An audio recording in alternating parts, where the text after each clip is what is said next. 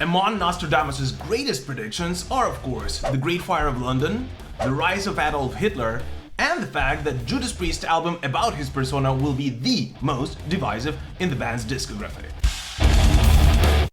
You know how Nostradamus is possibly one of the most controversial European figures of the 16th century? People either absolutely do not understand what all the fuss is about, or simply go crazy about him.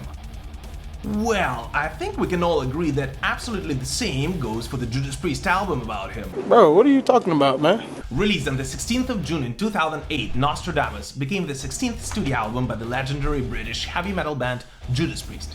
And so, just as we do with every Judas Priest album in the Defenders of the Faith series, let's take a look at some of the lesser known facts about possibly one of the most experimental albums by the band. Here you go.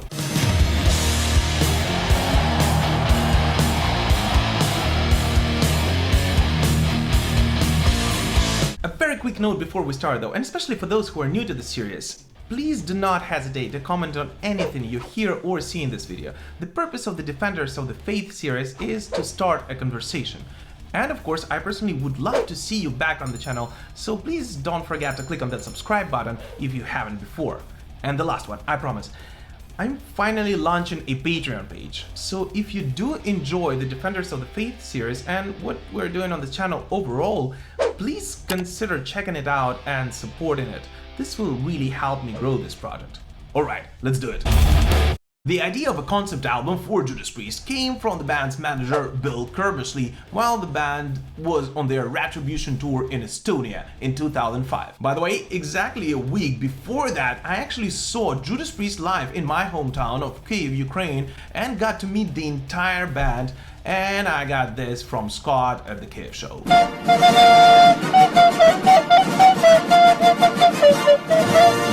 Anyway, close to the end of the tour, Bill flew to Tallinn and sat down with the band to speak about a follow-up to Angel of Retribution, which, in his opinion, should have been a concept album. Simple, beautiful, classic. Bill then had two ideas about the album. The first, it being about Rasputin, and the second one, of course, about Michel de Nostradamus. You're not speaking French! In reality, the band actually loved the idea of doing an album on Rasputin, yet decided to not go that way since they've heard that Ozzy is planning on doing something along those lines. And honestly, I'm so glad that neither Ozzy nor Priest actually went through that idea. I think we can all agree that we already have enough of that. In addition, Rob Halford actually discovered the persona of Nostradamus back in the 60s when he was a teenager and immediately became interested in his predictions. 9th grade, right? The obsession starts. And thus the decision was made. The Judas Priest 16th studio album was set to be focused on life of the 16th century writer Michel de Nostradamus. To this very day, Nostradamus remains the only concept album released by Judas Priest, although the band intended to make one much earlier. According to Rob Halford, the band had been in talks about making a concept record for ages before Nostradamus, yet there was never a right time for it.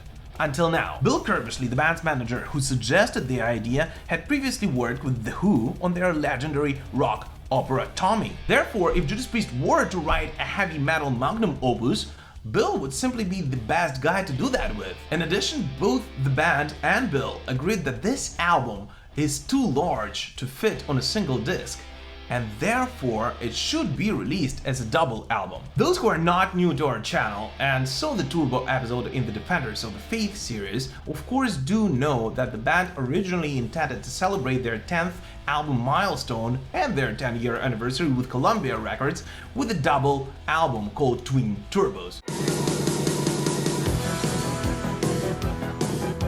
Yet at that time, the label decided that it would harm the profits and insisted on splitting the album into two. And even though the idea was still financially risky in 2008, exactly 20 years later, Judas Priest finally went through with their long-time desire and released an impressive 23-track record. It's a lot of music to get into an hour and 40 minutes. By the way, if you haven't seen the Turbo episode, I actually urge you to check it out right after this one, and all the other ones in the series of course as well, for I personally believe that there is much more which unites Nostradamus and Turbo than meets the eye.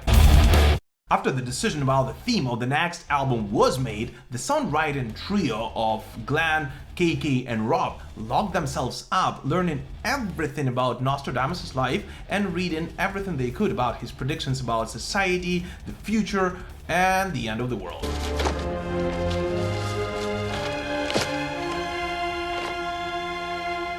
According to pretty much every band member, the songwriting process for Nostradamus went extremely smoothly.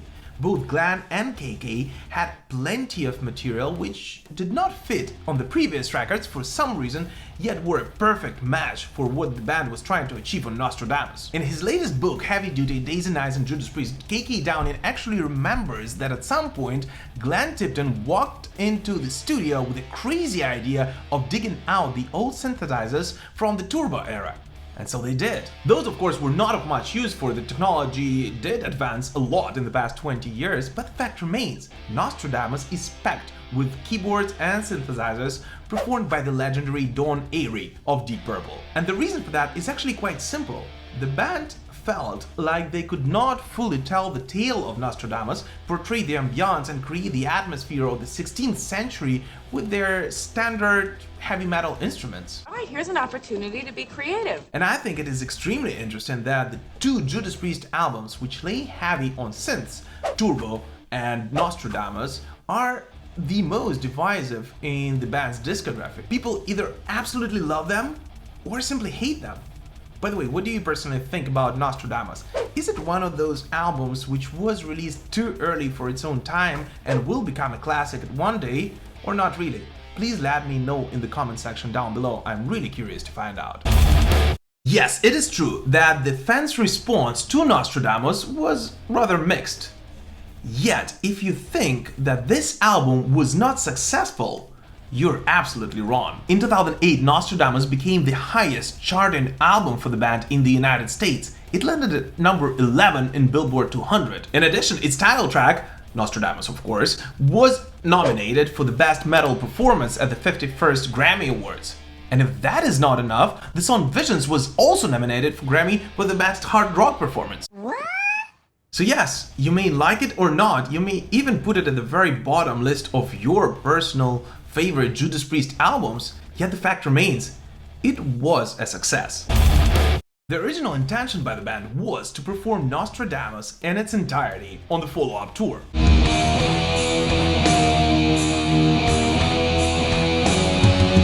The venues for such concerts, of course, would not be the regular stadiums or metal clubs native to metalheads, but more venues like La Scala, Carnegie Hall, or Cave Opera House. Judas Priest even seriously considered the three different scenarios for such a tour. The first scenario was to simply have the band and invite Don Airey with them on tour to perform most of the keyboard and synth parts. The second scenario was to have all of the above, plus several people, possibly on strings to add to the ambiance. And the third one was to have a full-scale orchestra traveling around the world with Judas Priest visiting some of the most iconic concert venues around the globe. It's gonna be legend, wait for it, dairy. Yet the band never went through that idea, and only 2 songs from the album actually made it on the setlist of the consecutive Nostradamus tour. And honestly, I would love to see Judas Priest performing Nostradamus with a full-scale orchestra in its entirety live.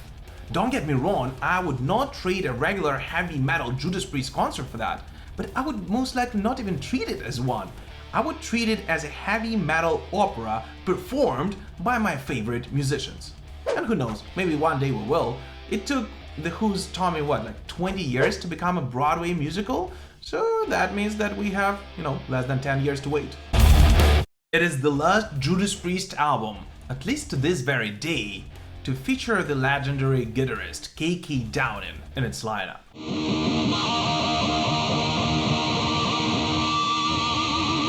Shortly after the release of Nostradamus, KK Downing decided to leave the band. And while I personally don't think that we should cover this incident in this episode, because it actually has nothing to do with the album or its sound, I would love to make a special episode on KK's departure. So if you think that such episode would be of interest to the viewers of the Defenders of the Faith series, please let me know in the comment section down below. Nostradamus is different. It definitely stands out in the Judas Priest discography, and I do understand, although do not share, the fans' critical reception of it. Some people say that it is the band's attempt to tap into the symphonic metal world, yet I don't think so. For me, it is a heavy metal album which is wrapped in the symphonic atmosphere to portray the ambiance and the mysteries surrounding Nostradamus. Speaking of mysteries, by the way, I just realized that Nostradamus is the 16th studio album by Judas Priest, released on the 16th of June, talking about the 16th century writer. Anyways, the point here is that people tend to compare Nostradamus to other Judas Priest albums like Painkiller or Angel of Retribution, which was released right before Nostradamus. And that is absolutely understandable, especially given that the single which was released for this album gave a slightly false expectations about the record's sound. Yet it shouldn't be the case. In my personal opinion, Nostradamus should be considered as a separate piece of work. A metal opera, if you will. And the moment I personally started doing that, instead of comparing this album to Painkiller or some other album in the Judas Priest discography, I learned to appreciate it. But again, that's only me. And what do you personally think about Nostradamus? Is it an underrated masterpiece? An album which was released way before its time? Or it is simply a weak record?